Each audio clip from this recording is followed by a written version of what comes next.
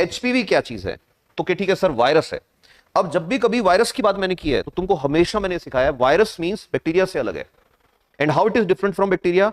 ये वायरस के पास दो चीजें हैं, एक उसके पास जेनेटिक मटेरियल है, जेनेटिक मटेरियल के नाम पे या तो आरएनए है या डीएनए है। तो पहला क्वेश्चन तो ये बनता है कि एचपीवी कैसा वायरस है?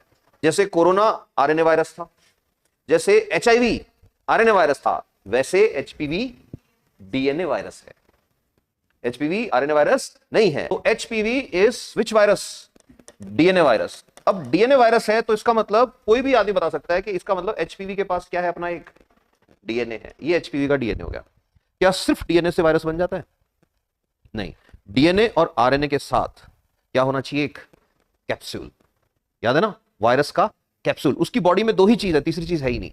ऑलवेज रिमेंबर, वायरस के कैप्सूल में लिपिड भी होता है, प्रोटीन भी होता है, बट एचपीवी जो है उसके कैप्सूल में सिर्फ क्या है?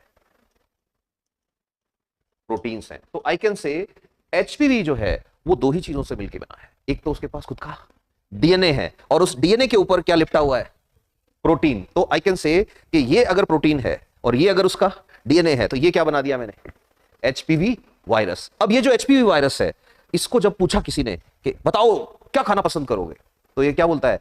वैसे तो देखो मैं सब खा लेता हूं, बट मेरा फेवरेट फूड है केरेटिनाइज्ड सेल्स। ये जो केरेटिनाइज्ड एपिथेलियल सेल्स हैं, ये दो जगह पे हैं। कहां कहां पे हैं? बोलो यार। केरेटिनाइज्ड एपिथेलियल सेल बताया ना अभी अभी, कहां कहां पे? एक तो ओरल कैविटी में और दूसरा वेजाइनल कैविटी में। ये हम फीमेल की बात कर रहे हैं। मेल में ओरल में और पेनिस पे, यहां पे मिलती हैं। ये जो सेल्स हैं, इन सेल्स को टारगेट करता है कौन बेटा? HPV. You are getting my point? अब एचपीवी की वजह से कैंसर होता है क्या? यस, हो भी सकता है। क्यों हो सकता है? इसका रीजन सुन लेना।